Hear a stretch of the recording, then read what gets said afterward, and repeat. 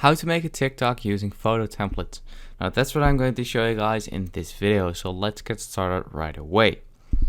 Now all you basically want to do is just click on a plus icon at the bottom right there. Once you've clicked on that, you can just click on templates and you can select any of these. That just really depends on which one you like most. I'm just going to choose rain day.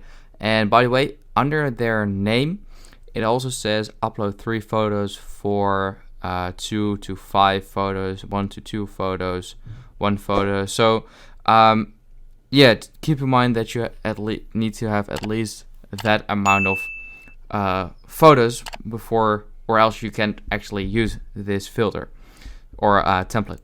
So I'm just going to select this one right here. I'm going to select these ones at the bottom. Just click on OK.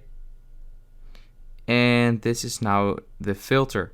Now these photos of course didn't make any sense. I just took them real quick for the sake of this tutorial, but you can just click on next and then post them if you want to. So that's basically how you can make or how you can use photo templates on TikTok. I hope this video helped you out. Please leave a like and let me know in the comments if it worked. I'll see you next time.